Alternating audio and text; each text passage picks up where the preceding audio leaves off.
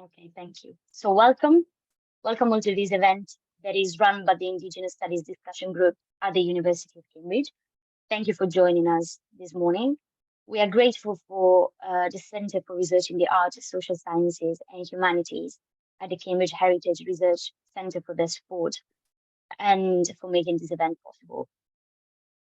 The ISTG is a graduate-led student-led initiative started in 2019 with the objectives of promoting scholarship by and about Indigenous peoples across disciplines and spaces to be a regular feature of the intellectual life of Cambridge, and also for promoting the sharing and discussion of insights and ideas pertaining to Indigenous studies across peoples, disciplines, times, and geographies. I'm Sara Corona. I'm an MPhil student in Heritage Studies at the Department of Archaeology at the University of Cambridge. I am currently researching the uses of heritage and cultural memory in building the national identity, as well as their role in the maintenance of ethnic identities. And I came across the Indigenous Studies discussion group and decided to get involved in it because lots of the literature I was dealing with revolved around land-based people and the concept of indigeneity. ISDG has a broad understanding of this term and is very much focused on the agency of local communities and ethnic minorities, the worldwide, the worldviews, and the ways of living. This is the rationale behind this morning event as well, which we have called Indigenous Spirituality, Traditional Knowledge, Wellbeing, and Healing. So what we are going to do in this panel is to explore traditional practices of well-being and healing, the complement of stand as an alternative to traditional medicine in the clinical practice of different local and indigenous communities. The aim is that through the exploration of illness and its treatments, we will develop a nuanced understanding of different ways of experiencing human health and the knowledge and know-hows associated to it, in particular mental health, and how it is conceived as one within that of the body in some traditional therapeutic approaches. And we are going to do so with the help of two experts in the field who have several years of expertise working on the ground and researching in alternative medicine and practices of well-being in different areas of the world and different communities. We value and appreciate a lot this broad perspective. So we are honored to have with us this morning Professor Joseph Calabrese, reader of Medical Anthropology at the UCL, University College London, and registered clinical psychologist in the UK, and Professor Karuna Nagarajan, Deputy Director and Associate Professor of Ath Yoga and Patanjali Yoga Suit at the Vivekananda Yoga University, open and digital learning base, and the first yoga university assigned in India.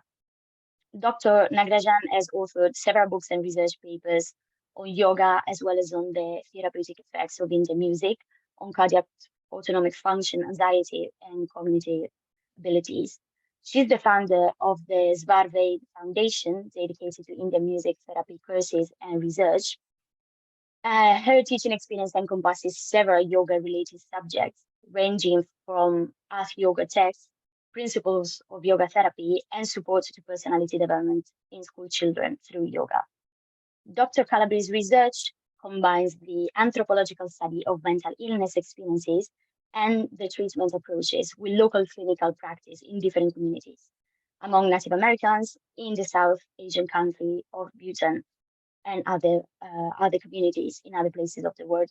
He holds a PhD from the University of Chicago and has held research, teaching, and clinical posts there at Harvard Medical School and at the University of Oxford. Dr. Calabrese and Dr. Nagarajan will each give a presentation in the area of expertise. Then once we have the broader picture of both topics, they will take questions from the audience. Before we begin, there are just a few housekeeping points. Please keep your microphone turned off. The event will be recorded, so please keep that in mind and keep your cameras on or off as you prefer. By remaining in the room as we record the meeting, you consent to be recorded. The recording will be available on the CRASSH website and on the ISDG Cambridge YouTube channel soon after the event. During the Q&A, if you would like to ask questions, please use the chat function to send a message to the general chat or to me, and we will read it aloud. If you want to ask your question in person, please indicate that in the chat. Captioning has been enabled for this event. If you would like to have captioning, you can select it at the bottom of your screen. Please note the captions are provided by Zoom and CRASSH, so cannot be held. Zoom and let's say the CRASSH cannot be held responsible for the accuracy. But rest assured, you will be able to revisit the event recording on YouTube. We are doing our best to provide an inclusive environment in this online event, so it goes without saying that all attendees are expected to show respect and courtesy to the speakers and each other throughout the event. So we are ready to start. Professor Nagarajan, I will start the recording. I will unmute you now, and we will be able to see you and hear you. Thank you again for being here, and you can start at any time with the presentation. Thank you.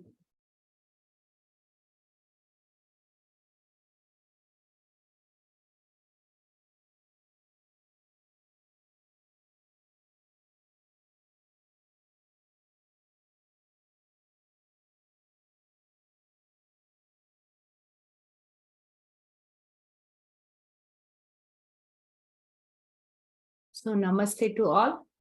I hope I'm audible properly. Sarah, am I audible? Yes, we can hear you. Okay, fine. Thank you. Hear you perfectly. Thank you. So namaste to all. I'll be speaking on the concept of yoga and health. So what is health? I have taken this concept from Ayurveda. So according to Ayurveda, swasthya is the term for health, and which means peace, satisfaction, and comfort. And that is health.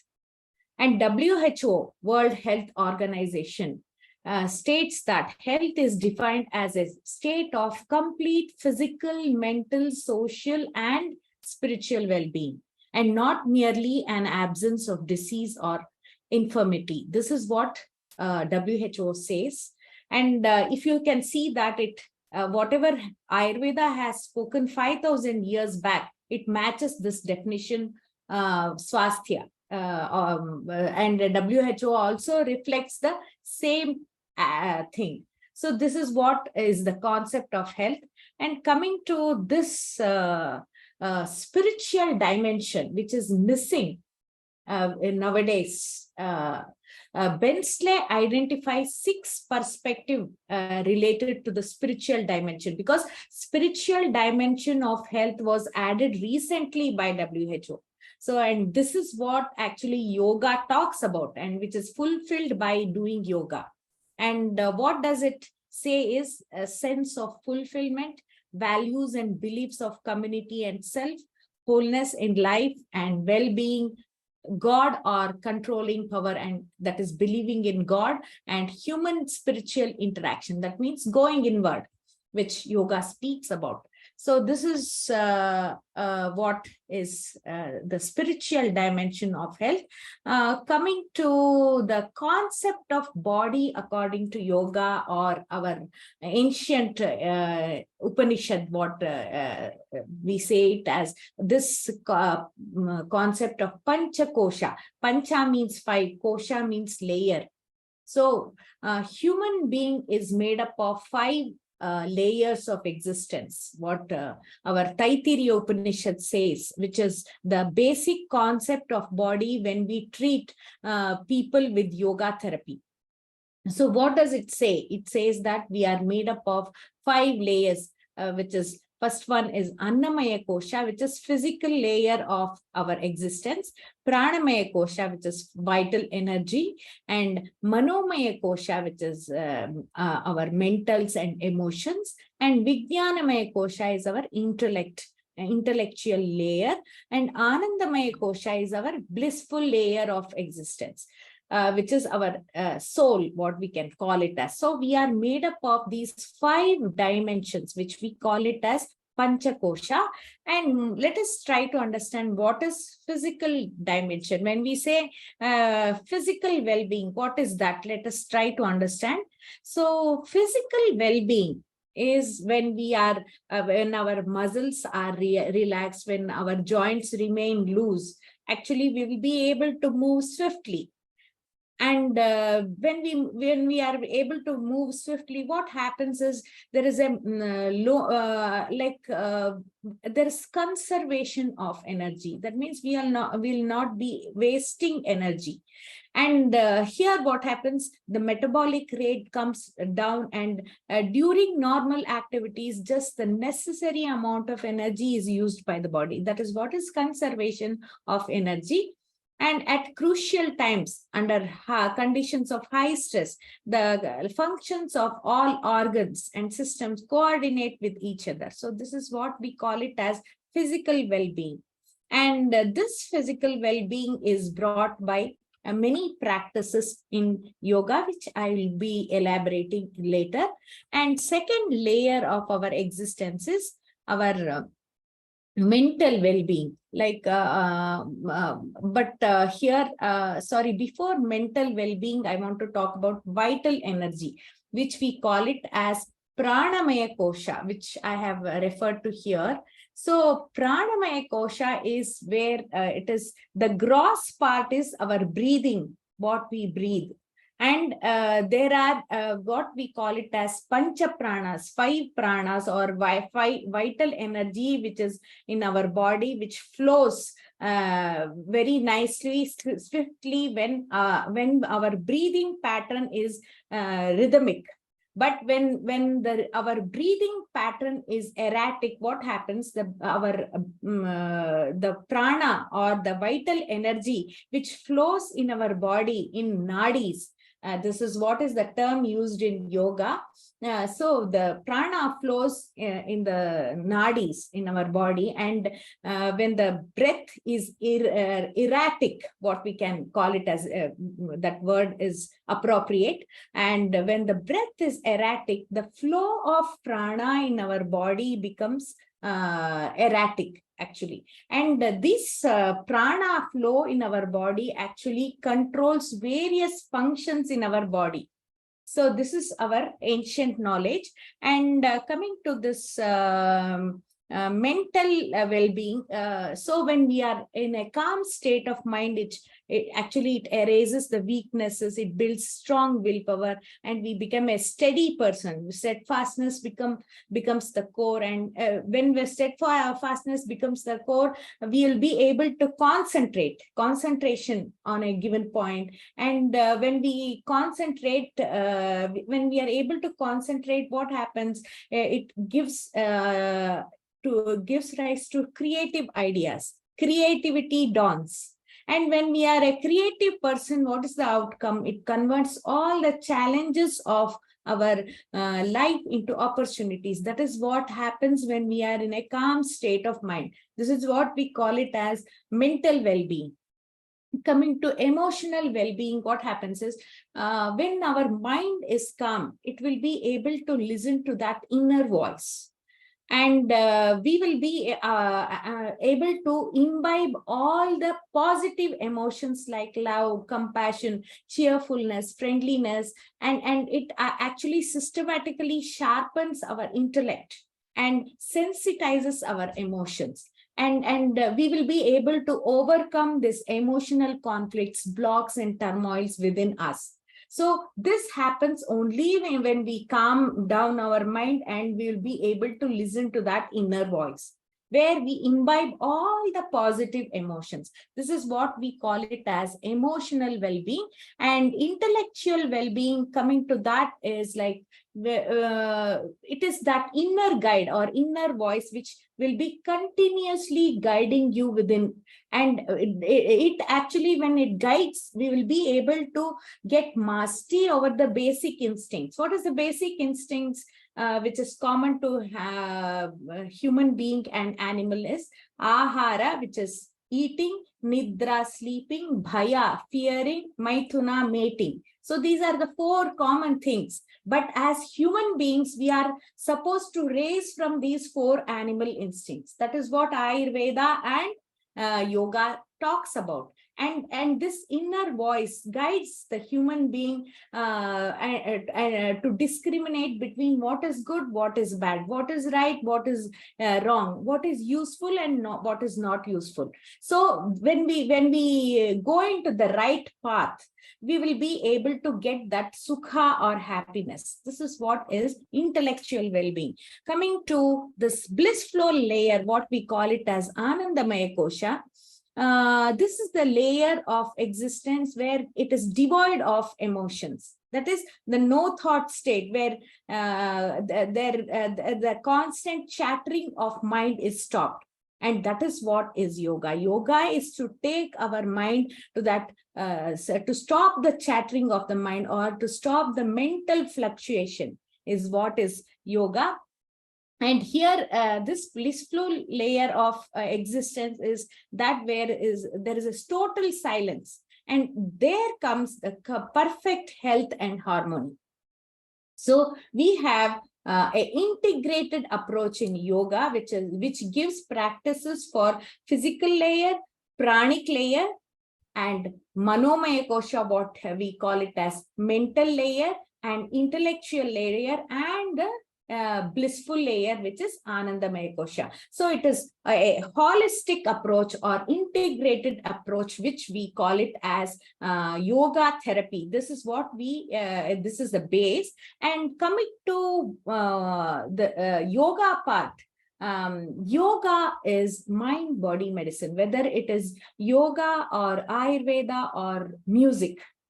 All these things is mind-body medicine. Now, what is mind-body medicine? Mind-body medicine is when you change your mental attitude, or when you correct your mental attitude, automatically your body becomes healthy. That means everything starts from our mind. All our wrong thought patterns actually leads to disease. That is what even metaphysical research and spiritual cause of disease, everything says that whenever we change our wrong thought pattern, it leads to health.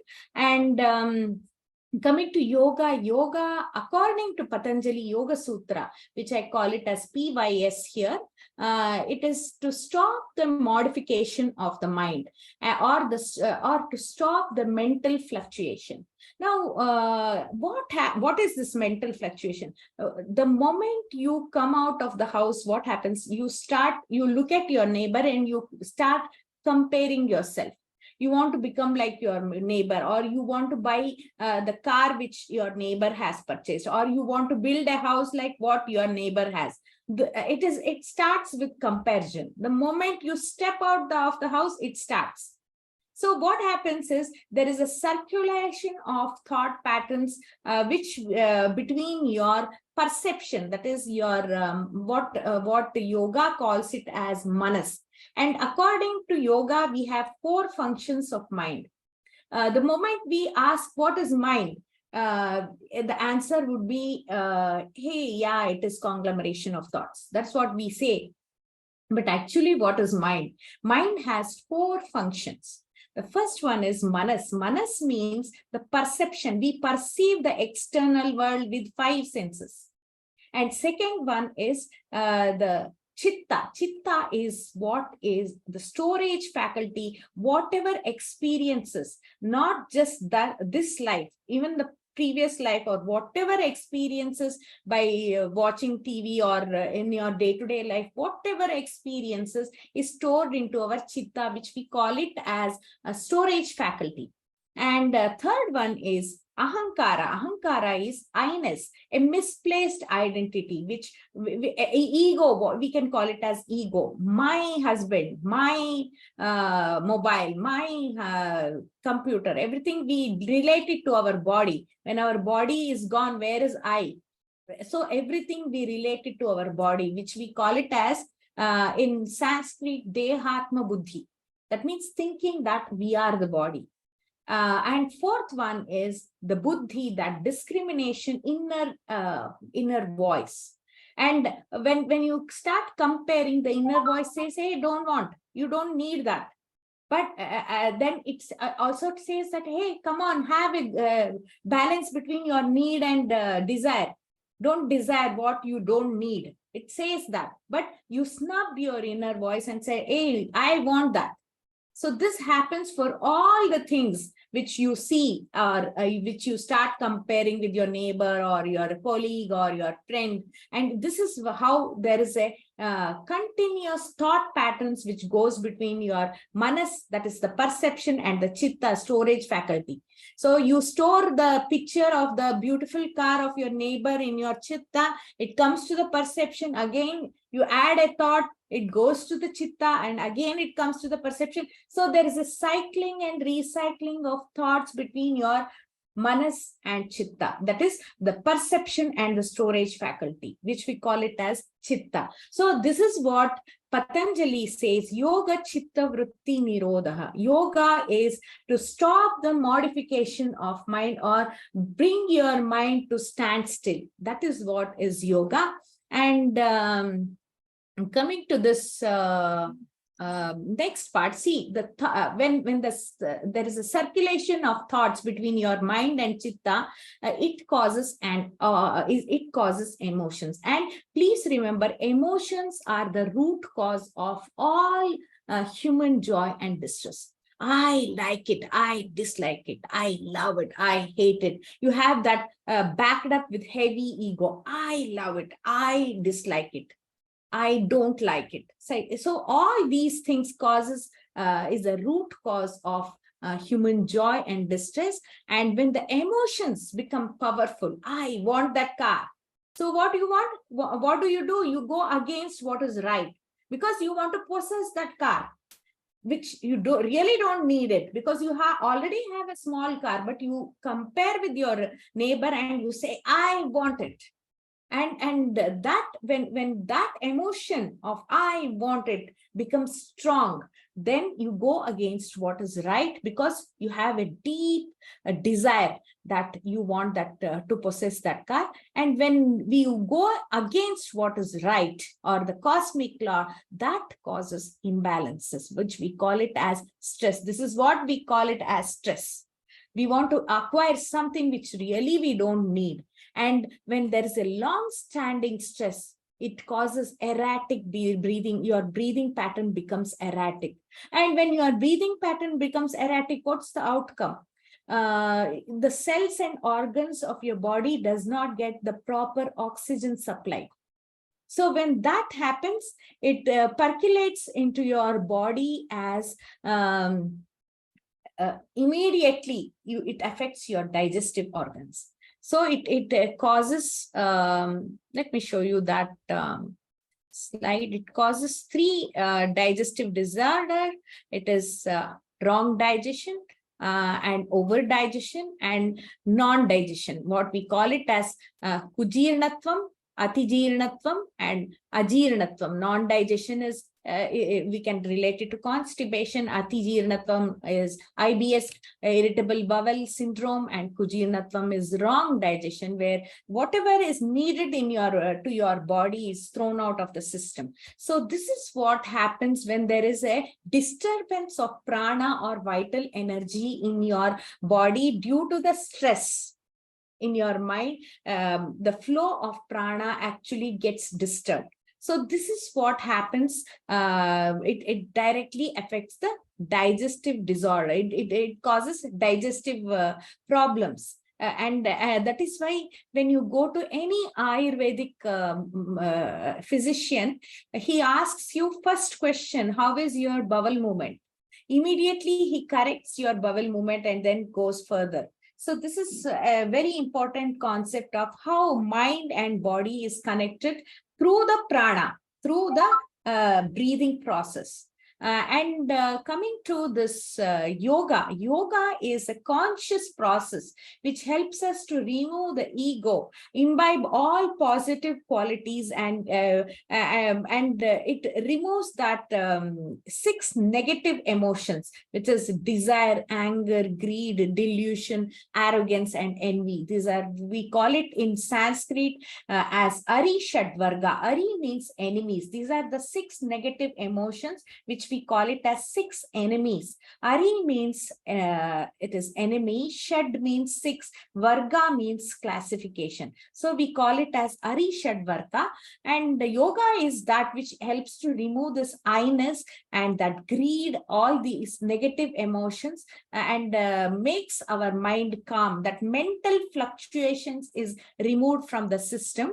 And how does this disease, the concept of disease, according to yoga, even Ayurveda, it says that it is the preponderance of ajnana. Ajnana means ignorance of our inner state about, and that makes us to perform wrong action, like eating unwholesome food, living in unhealthy dwellings, and doing things in untimely hours. That is why Ayurveda also says that dinacharya, rutucharya, you have to follow this rhythm in our life, a rhythm of the sun, which we call it as dinacharya, rhythm of the season, that means seasonal regimen we have to follow. That is why we have to follow strictly this regimen. And when we do all these things, it leads to psychosomatic ailments, which we call it as adhija vyadhi. Adhi means stress, ja means which is born out of. So adhija vyadhi is psychosomatic ailment. Psycho in, it's mind. Soma is our body. So whatever the wrong thought pattern in our mind actually reflects as disease in our body due to the wrong thought pattern. And to sum up all these things, mind gets agitated while interacting with the external world. So these agitations cause violent fluctuation in the flow of prana in our nadis. Nadis is the pathway of the prana in our body, which comes from the Sanskrit verbal root nad. Nad means to flow. So when there is a agitation in this nadis, the prana does not flow properly, easily, where the cells and organs of our body does not get proper oxygen supply. So when this happens, due to the disturbance of the prana and the unsteadiness in the nadis, the food does not get properly digested and leads to all these digestive disorder. So this is why we have to have a right thought pattern. And there is one book which really it's of I would like to share, that is You Can Heal Your Life. It is by Louise Hay. And what does she actually she herself was actually at the age of 18 years, her 18 years, she was diagnosed with cancer. And this was because of her, she was constantly sexually abused by her stepfather.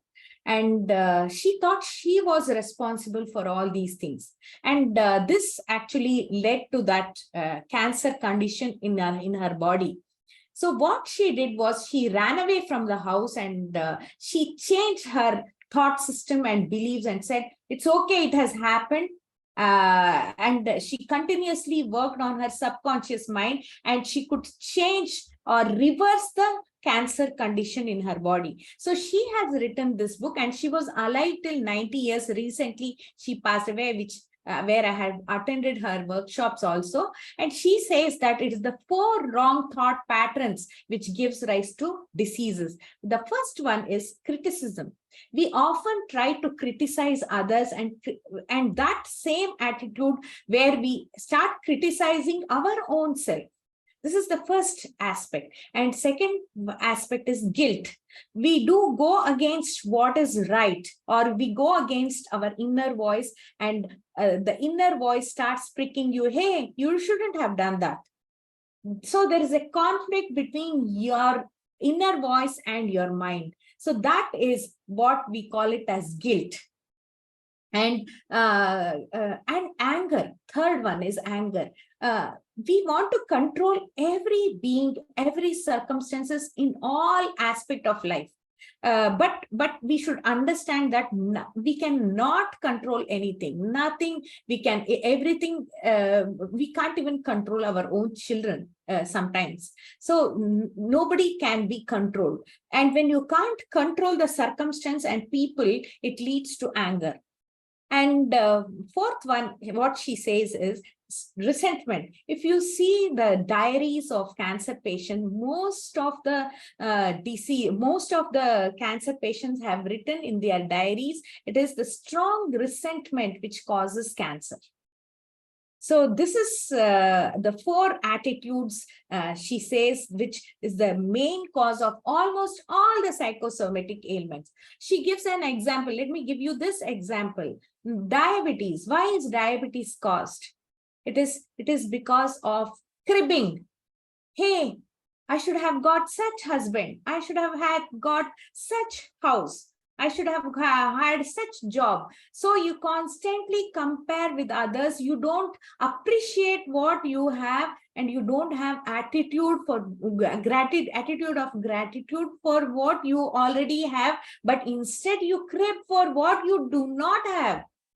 And that is the main reason of bitterness in your mind.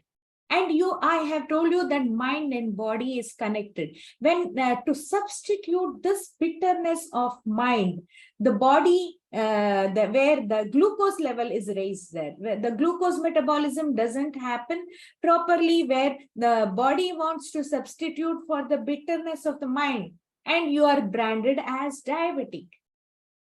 So this is one of the reasons she gives for diabetes. And second one is I want to share with you is getting affected on knee problems and back pain.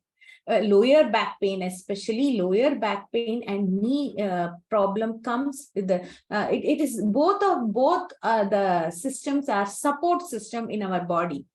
When we do not have this self-assurance in our body, what happens? Self-assurance within ourselves. What happens? It affects the support system. That means you should trust the flow of life. Hey, don't worry, everything will be fine for you. That is that assurance you always have to give yourself. When you don't have the self-assurance, it leads to all these kind of disease which affects your support system, especially the lower back, your knee problems. All these comes with this wrong thought pattern. So this is one thing I want to share with that. Mind and body is connected, and yoga gives many things, like it says mantras as how to overcome this. Is mantras are natural vibration. It also tells music also is one of the aspect which helps in overcoming all these wrong thought patterns, and which and good actions. That means you could do good karmas, good action, help someone in need. All these things, do philanthropical work, and have this corporate social responsibility. That is the main thing that we should have, helping others. And when that you do, it helps to purify your mind, where the prana flows freely in the body, and food gets digested and assimilated properly, where the disease vanish. So this is how our yoga text, which we call it as a wonderful treatise in yoga, is Yoga Vasishta. Yoga Vasishta says that this is the antidote for bringing purity of mind. And coming to this practices for Panchakosha, so it is it is not only asanas. See, there is a wrong misconception which says that yoga means just asana. Yoga is just not asana. Yoga is for all the 5 layers, what we give it as integrated approach or holistic approach. For Annamaya Kosha, we have a proper yogic diet which is prescribed in Bhagavad Gita, and also Hatha Yoga Pradipika, also Gheranda Samhita, which is a Hatha Yoga, 2 Hatha Yoga texts. And we do yogic kriyas, which is internal cleansing, like Dauti, Nauli, Vamana Dauti, and Kapalabhati. We have 6 kriyas Okay, Shat Kriyas it is called as. And asanas also helps to remove the toxins from our body, and Kriyas helps to balance the three doshas, which is our body is made up of Vata, Pitta, Kapha, three elements. Vata, air, Pitta is fire, and Kapha is water. So when these three elements in our body is in a balanced state, then only we are healthy. So this Kriyas, what it does is it helps to balance this Tridosha in our body. And Pranamaya Kosha, we have pranayama practices, which you all will be knowing. And for Manomaya Kosha, we have meditation, devotional session, and concentration on a given point, which we call it as dharana. And for Vijnanamaya Kosha, we have self-study, studying of scriptures like Bhagavad Gita, Bhagavata, or whatever Patanjali Yoga Sutra, and whatever you study and you have to imbibe in your life. That means apply it into your life by correcting your wrong notions. That is called as notional corrections. And also we have the concept of yogic counseling, where we take care of that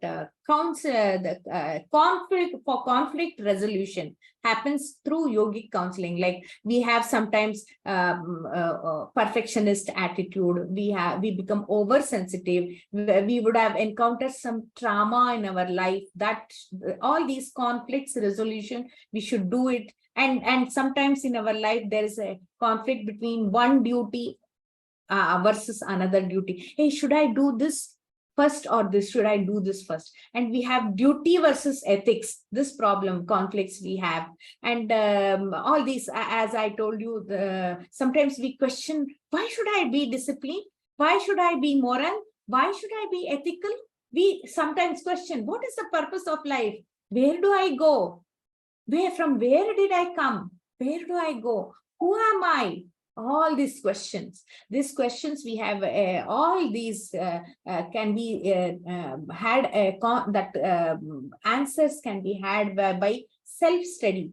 And we have this another very important working in Karma Yoga. Karma Yoga is a concept where we follow 4 disciplines while work. It's a very important concept which we have to apply it into our life. For us to be healthy, because without work, everyone has to do some work. Without work, we can't stay here. So for doing that work, how should we do the work? We have to follow the 4 rules which Bhagavad Gita has prescribed, which is you should be disciplined, you should not get attached to the fruit of action or the action itself.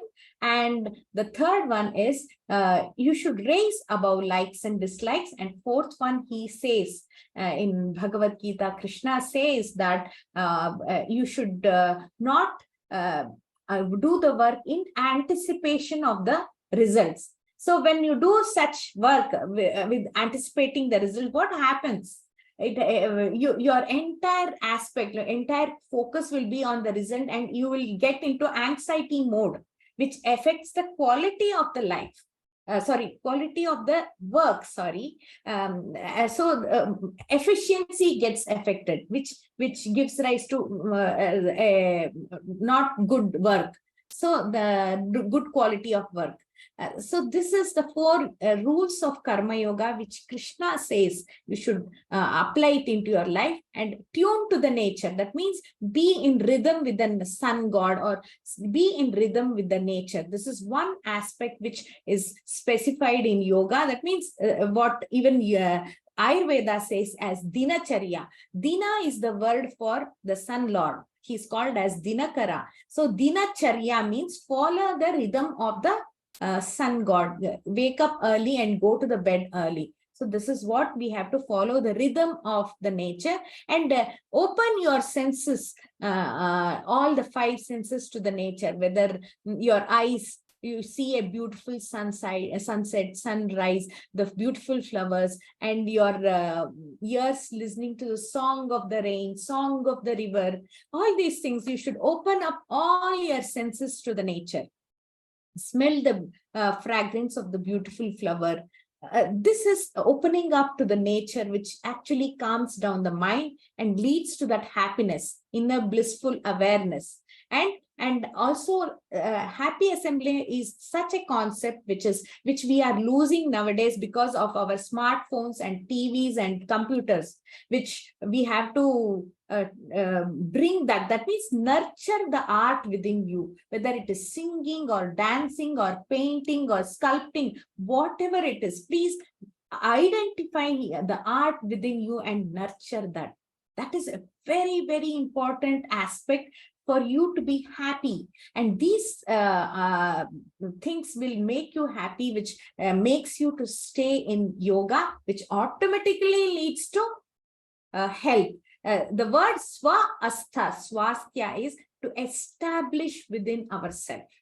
So this is has a spiritual meaning. If you want to have a healthy body, have a healthy mind, also get tuned to that inner self. This is what our scripture says. So with this, I close this session. Thank you so much. I will take up the questions if you have any. Professor, thank you so much for such a very, very interesting talk. And I'm sure there might be already some questions, but I will leave now the word to Professor Calabrese, and we will have the questions after that, if it's okay for everyone together, so that we have a broad perspective of both talks. Professor, I'm muting you, and thank you to you as well for being here, and you can start at any time. Thank you, Professor Nagarajan. Okay, hi everyone. I'm just going to share my screen and briefly say I enjoyed Dr. Karuna's lecture, and a lot sounded very familiar from my clinical psychology training, especially when I was at Cambridge Hospital in a mind-body medicine clinic. We focused a lot on stress, breathing, acceptance of reality, not fighting against reality, and the emotions, not putting the I in the emotions. We practiced to help people deliteralize, as we call it, not take their emotions so seriously as literally true. So thank you for the invitation today to discuss my work. I'm going to just describe my work in the Navajo Nation with Native Americans, and briefly the current work in Bhutan. So over the last few decades, I've developed an interdisciplinary approach to studying mental health across cultures that's combined long-term ethnographic fieldwork, living in Indigenous communities, with clinical placements in which I become a member of indigenously controlled clinical teams as a volunteer psychologist. I treat local patients with severe mental disorders, and I study clinical cultures and patients' experiences from inside local health services. I do this at the invitation of and in cooperation with Indigenous health officials who are interested in engaging with my knowledge base, and I'm interested also in identifying and studying the therapeutic affordances of Indigenous cultures. I call my approach embedded clinical ethnography. During my my 2 years of fieldwork among the Navajos, my first major fieldwork, the Navajos are a large Native American tribe in the southwestern United States. So I immersed myself in this work in a post-colonial context with many social and mental health challenges. Native American societies were massively traumatized by violent conquest, the death of loved ones, and forced acculturation. And today, Native Americans face many health disparities, including elevated rates of death from alcoholism, suicide, homicide, unintentional injuries, tuberculosis, and diabetes. As an aspect of my research, I incorporated a year of clinical practice at a unique Navajo-run treatment facility for Native American adolescents with severe substance abuse and mental health diagnoses.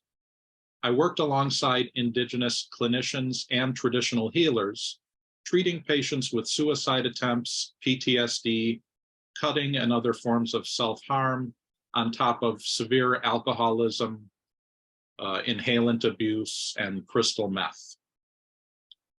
This Navajo Treatment Center aimed to integrate the best of modern clinical approaches with a variety of indigenous healing rituals.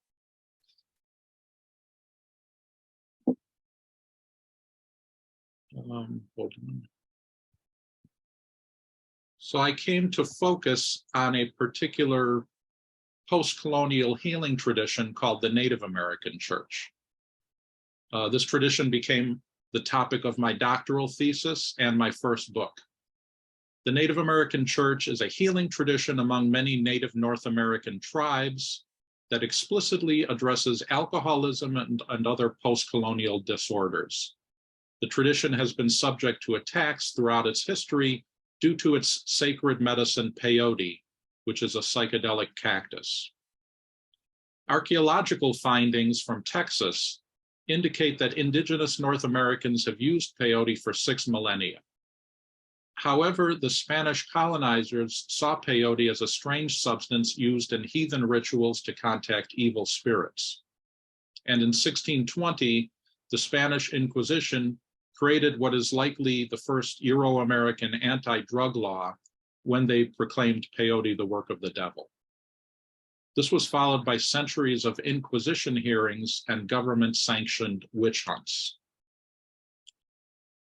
In the wake of the conquest, there were various attempts at cultural revitalization and self-healing among Native American communities, and some were intertribal, bringing together old rivals. In the ghost dance, Native Americans prayed for the resurrection of their dead, the return of previous ways of life, the return of the buffalo, and the disappearance of the Europeans. However, the ghost dance ideology was perceived as threatening by the United States, and this triggered the Wounded Knee Massacre in 1890, in which the US Army killed a large group of ghost dancers. The movement then declined. However, the friendly intertribal contacts it helped create remained. This set the stage for the spread of another great intertribal revitalization movement in the late 19th century, the Native American Church. Instead of focusing on a transformation of the world through the disappearance of Europeans, the Native American Church focused on personal transformation that would allow one to survive in the post-conquest situation, build stronger communities, and avoid forms of post-colonial disorder like addiction to the European substance alcohol. This personal transformation was achieved through ritual consumption of a sacred Native American substance, the peyote cactus. The Native American Church took hold, spreading to many tribes throughout the United States and Canada, and it's now the most widespread Native North American religion. I initiated my research on the Native American Church in response to legal attacks on NAC members motivated by the war on drugs, specifically the case of Oregon versus Smith. The US Supreme Court's decision in this case was that followers of the NAC, who were previously protected by the US Constitution, could now be found guilty of a felony. During my 2 years of fieldwork, I observed a context in which the use of this psychedelic plant is the glue of community life, shared in family rituals, and incorporated into US government-funded clinical programs serving Native Americans.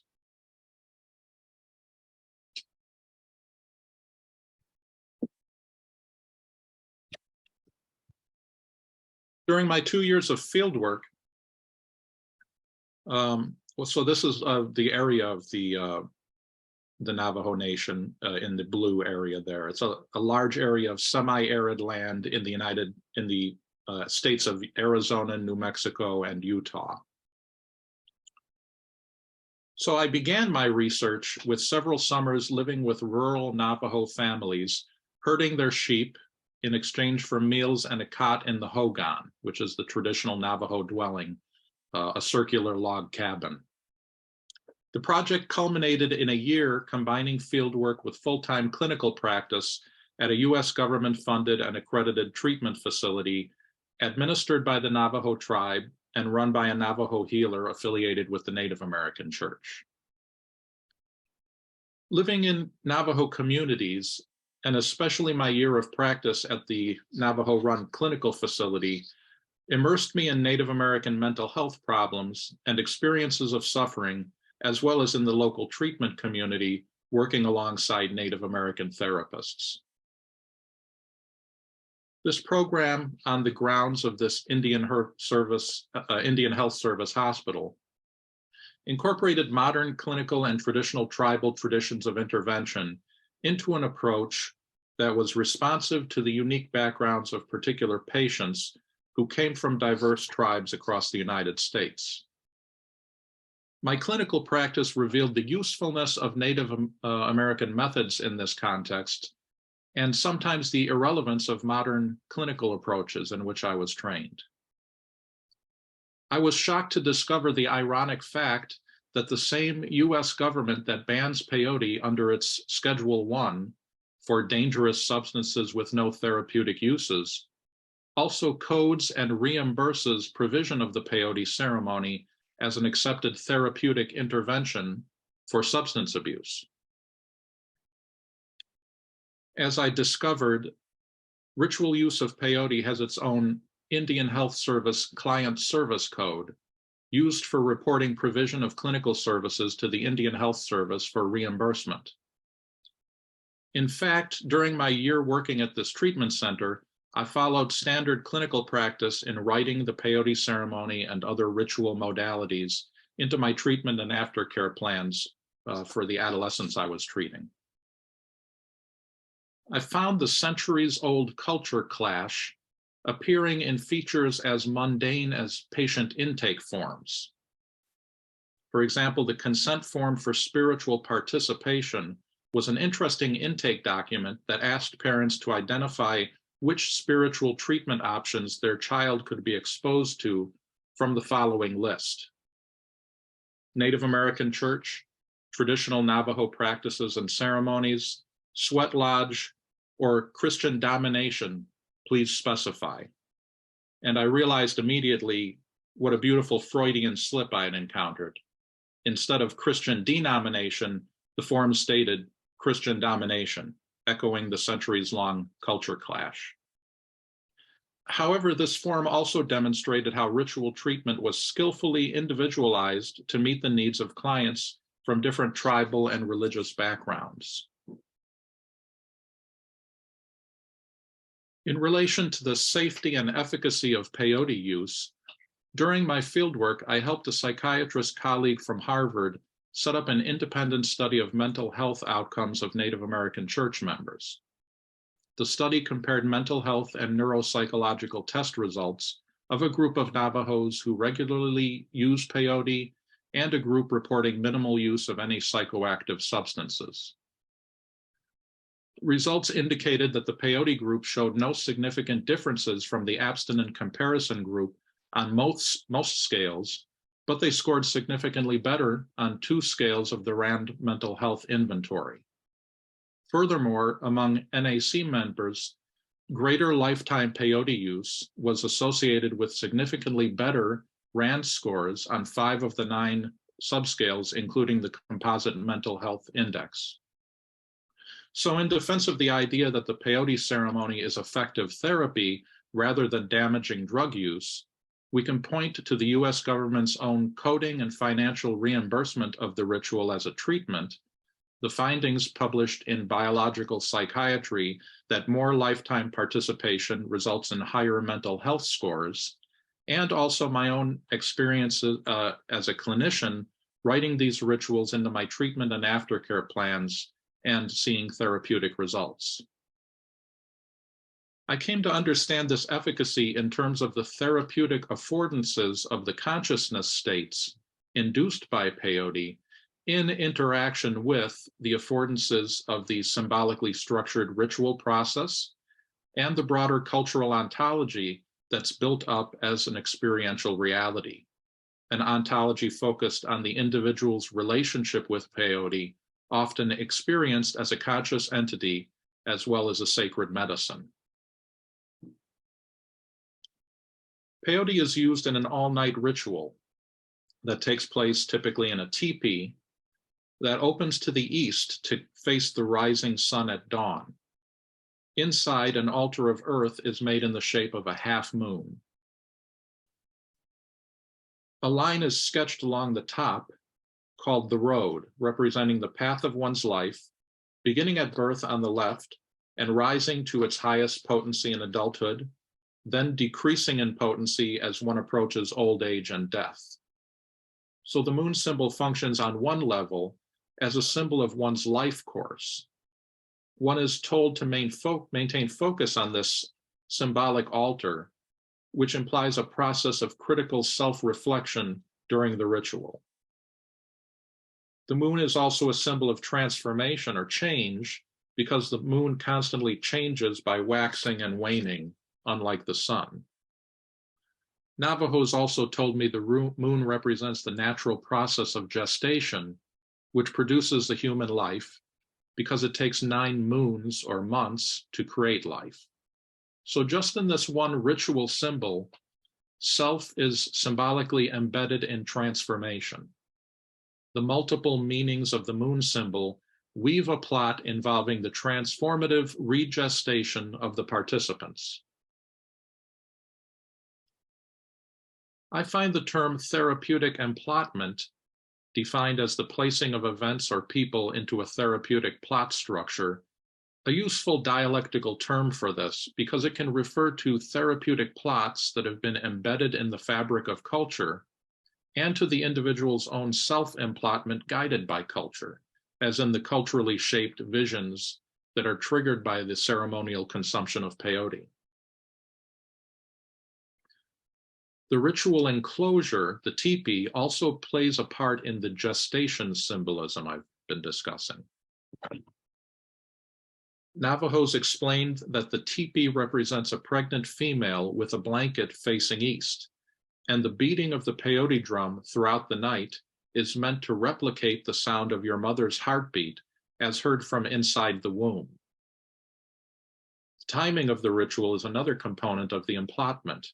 The ritual begins at night, at the death of one day, and moves the patient symbolically to the dawning of a new day, accompanied by many symbols of rebirth, renewal, and natural transformation. At dawn, participants emerge from the teepee and greet the new day in a symbolic rebirth from the maternal image of the teepee.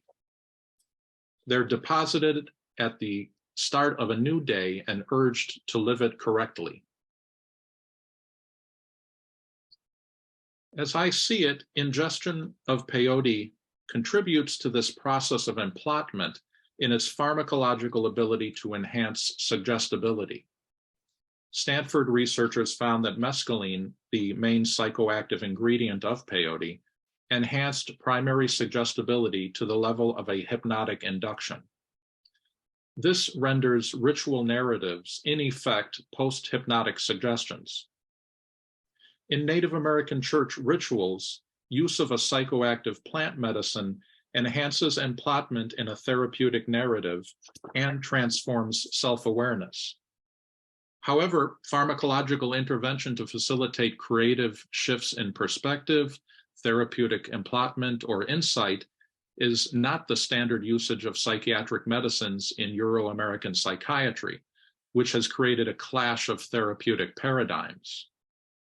The dominant agonist-antagonist paradigm of psychiatry focuses on fixing discrete neurochemical imbalances within a mechanistic medical model. The peyote ceremony represents a different pharmacological paradigm aimed directly at higher order mental processes like experience, emotion, insight, creativity, and planning. So it goes beyond the synapse and to the levels of meaning, emplotment, and social relationships. In my book, I refer to this as a semiotic reflexive paradigm of psychopharmacology, as opposed to the agonist-antagonist model of Euro-American psychiatry. The ritual aims to embed participants in a plot structure of gestation and transformative rebirth. To give an example of some of the outcomes of this ritual, my friend Hosky, who went blind as a young man, shared his experience of ritual healing in a peyote ceremony. He told me, I went through some depression after I lost my vision in '82, and he also became alcoholic. Anyway, I was in a meeting and I ate some medicine and I sat back. Something happened. I don't know if I went asleep or what, but I had a vision, or I don't know what it was, a dream. I was out somewhere with some friends and we were drinking, and I was carrying a can of beer and the moonlight was shining, and I could see that can of beer open like this. And we stopped and parked the car.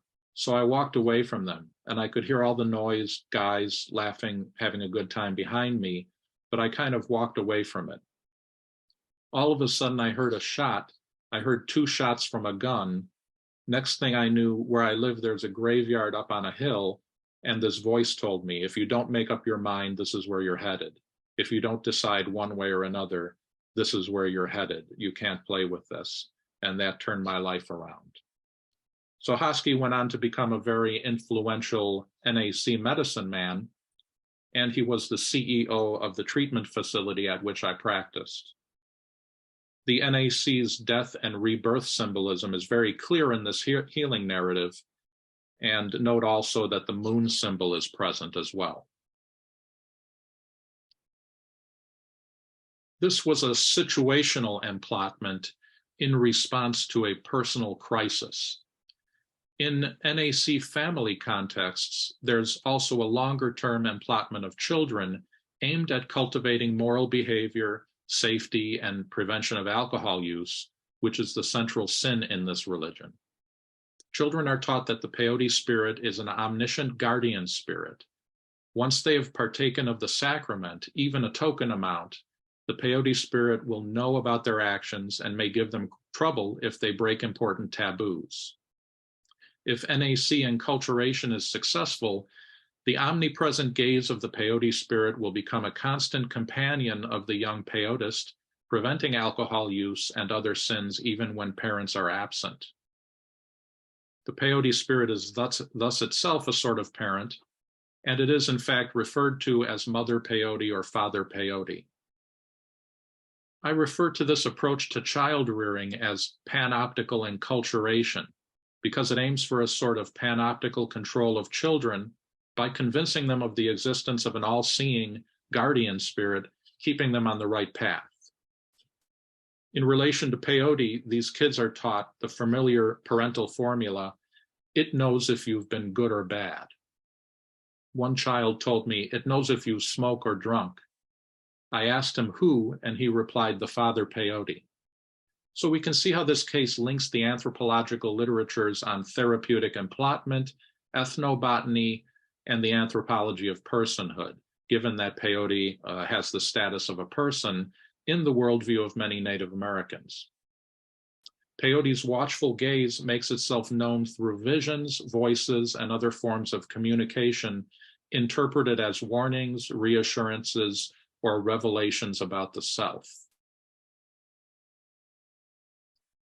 The process of panoptical enculturation is exemplified in the following account by an adolescent who had a rebellious phase in which he stopped taking peyote with his family and instead engaged in drinking parties with peers. He told me, I grew up in a Native American church family and attended since I was small. At 5 or 7 or something, that's when I started eating peyote. I just used to take it in a holy way and I never took too much. And then from 15 on, that's when I started kind of like going crazy and getting into peer pressure. I stopped going to meetings with my dad and started going to parties and all. And when I first took it, when I was drinking, I took a whole bunch of peyote and it showed me how bad I was doing. That's what I thought. Right now, it knows me. It knows who I am. So much effort goes into the emplotment of peyote as an effective medicine and as an omniscient, morally evaluative spiritual companion. In addition, communal peyote ingestion during the ceremony provides positive role modeling for young people of the controlled and respectful use of psychoactive substances by adults. So this case demonstrates that a particular indigenous intervention can be extremely effective for a particular set of mental and behavioral health issues, even though the approach clashes strongly with standard biomedical theories. My argument is that in the peyote ceremony, the therapeutic emplotment embedded in the symbolic ritual structure delivers what is, in effect, a post-hypnotic suggestion, bypassing psychological defenses and imbuing the symbols with immense, mysterious psychological power. This is aided by the effects of peyote, which increase suggestibility and trigger intense states of self-reflection and symbolically structured dreamlike visions that support the development of therapeutic insight. Perhaps an intervention with this depth of psychological impact was needed given the history of trauma and radical disruption of Native American communities. Living in the new post-colonial world requires a radical reorientation of consciousness. I've argued that the proper ethical response in this case is to support this indigenous intervention to treat the particular mental and behavioral health issues for which it's effective. And my writings have been used in legal cases defending religious and therapeutic freedom, and by the US Department of Health and Human Services in their training programs for doctors preparing to work with culturally diverse populations. So I'll now discuss for a brief few minutes my work in Bhutan. So I've also applied in Bhutan my approach of embedded clinical ethnography, combining ethnography with clinical practice. And the Kingdom of Bhutan is a Buddhist kingdom in the Himalayas in South Asia, wedged between China and India. Given its location across several high mountain valleys and other factors, Bhutan has remained very isolated for most of its history. For example, it allowed television and the internet only in 1999. In Bhutan, I've worked in the psychiatry unit at the country's main hospital, treating mostly adult patients. So note that we're now dealing with different clinical issues, severe adult mental disorders, such as psychoses and bipolar disorders. It's a very different place with a different history and population, and I'm dealing with disorders that are less social and behavioral in etiology and more related to underlying biological vulnerabilities. I worked closely with the country's chief psychiatrist, treating psychiatric patients and training clinical staff. So far, I've spent 4 summers doing field research in Bhutan, and I'm preparing to spend this summer there as well. I spend most of my time in the capital city, Thimphu. Thimphu is experiencing many new problems, such as disruptive youth and significant substance abuse problems. The mental health system was launched only in 1997 with the opening of the psychiatry unit at the Jigme Dorji Wangchuk National Referral Hospital. An inpatient psychiatry ward was opened in 2004, and I began seeing patients there 7 years later in 2011. Bhutan has provided an interesting natural experiment in relation to claims that mental illness is simply a social construction of the West. What interested me about Bhutan was that it hasn't been indoctrinated into so-called Western psychiatric ideology. The mental health system was founded relatively recently, and it's still not the dominant approach to the treatment of mental illness. Religion is. Traditional treatments for problems that we would call mental disorders are mainly exorcisms and other rituals led by shamans. And Bhutan was never colonized. It's remained relatively isolated from the West. So as a test of the social constructionist view, would I see radically different patterns of mental illness or the same patterns to which I have become accustomed?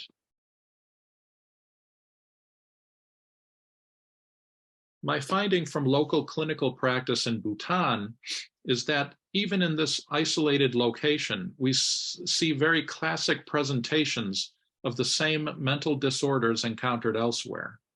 We see the same forms of psychiatric illnesses found around the world, though they tend to be interpreted as spiritual afflictions. The cultural interpretations are socially constructed, but the actual disorders, consisting of clusters of observable signs and symptoms, are not. They instead reflect our common humanity. Mental illness is most often explained in Bhutan in terms of spirit possession or being punished by a deity, sometimes witchcraft as well. However, the ritual treatments that are suggested by these etiological understandings are not effective for severe mental disorders. We encountered many patients who went through months or years of ritual treatments that were ineffective, and when finally brought to the hospital after all else had failed, were either catatonic or had developed a treatment-resistant chronic mental illness. Though many of these cases improved when they received proper medical treatment. We treated many cases that were interpreted as spiritual in origin, such as dissociative identity disorders, using modern psychiatric and psychological methods. As stated by the Bhutanese chief psychiatrist, with whom I co-authored a paper, acceptance of modern medicine, particularly psychiatric treatment, is a huge challenge in a traditional society like Bhutan, where most people prefer traditional forms of treatment. However, he states, traditional treatment is not effective in treating severe mental disorders such as schizophrenia. Sencho is here speaking from experience. Growing up, he witnessed his older brother becoming psychotic. He began showing out-of-control behavior, including charging at his younger brothers with a knife. And even though Bhutan is a peaceful Buddhist country, there are psychotic killers. I assessed one myself. Seeking to protect their family, but still care for the eldest brother, Sencho's parents locked the brother in a storage room on the second floor of their large farmhouse. His meals were slid through a hole in the door, and an opening was cut in the floor through which he could defecate. And his brother lived this way for over 10 years. This is a common local response to severe mental illness in Bhutan by Bhutanese families who have a dangerously out of control relative they don't know how to manage. They may also chain them up. This will at least hopefully keep them from harming themselves or others, or prevent them from wandering into the jungle and starving to death. However, with treatment, many of these people could live outside a cage. Sencho's family assumed that his brother was possessed by deities, and they performed several rituals which didn't help. Sencho realized that local treatment options would not help his brother, so he left Bhutan to undergo medical training and became exposed to psychiatry via Dr. Murthy from Bangalore. They tried his brother on an antipsychotic medication, and finally something had worked to improve his brother's status. His brother is now able to live with Sencho's family safely, though certain symptoms remain. He didn't have to spend his life boxed up in the same room. This experience led Sencho to struggle with the bureaucracy in Bhutan to gain training to become the first Bhutanese psychiatrist and help build the current mental health system, as under-resourced as it still is.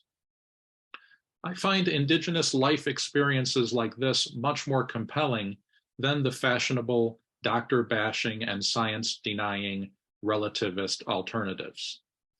Sencho's story shows not only that Bhutanese welcome some external influences, they actively strive to bring them to Bhutan to help their loved ones and others with similar problems, realizing that their traditional culture might not have all the answers.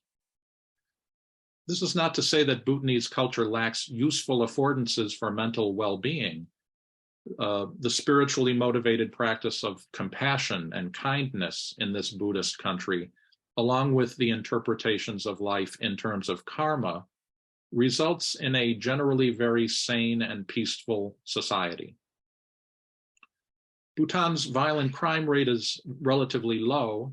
Stray dogs and cows nap in the middle of busy streets, since drivers will avoid the bad karma that would result from hitting them. I've even seen taxis beep and slow down to avoid hitting a pigeon. So human life and animal life are seen as more valuable here than in many other places.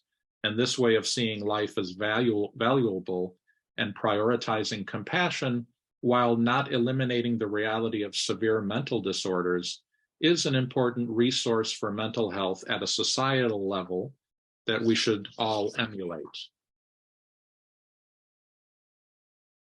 When I reflect on my experiments with embedded clinical ethnography in Bhutan and in the Navajo Nation, what is most apparent to me is the multiplicity of the normal and the therapeutic, along with a significant non-relativity of mental disorders as clusters of observable signs and reported symptoms. In many publications, I've outlined the variety of divergent approaches to normal human development and the diversity of useful therapeutic approaches. However, especially after working in Bhutan, I'm more convinced than ever that there are basic patterns of mental disorders that simply go with the territory of being a human. Even though local interpretations of illness are variable, local interpretations do not equal observable local patterns of symptoms and signs. In addition, what some might consider the culturally appropriate treatments that conform to a decolonial ethos can be ineffective or harmful for certain conditions, hindering life chances for individuals who may end up chained or caged for decades. The case studies discussed indicate that when faced with diverse claims about traditional forms of treatment, a blanket ideological adherence to indigeneity or relativism is misguided. Similarly, anti-relativist ethnocentric viewpoints are also misguided, since a very effective local intervention like the peyote ceremony may exist even though it conflicts with existing medical paradigms. Situations are complex, and the specifics of local contexts and treatments matter. As such, I've advocated a more flexible and nuanced approach that I refer to as meta-relativist, by which I mean a relativized relativism, one that remains open to finding surprising pan-human continuities, even in an exoticized place like Bhutan, as well as discovering surprising local particularities and ways of being normal, such as in the Native American church. Each unique context calls for a nuanced understanding based on careful clinically and anthropologically informed ethnography. So thank you, and I look forward to your questions.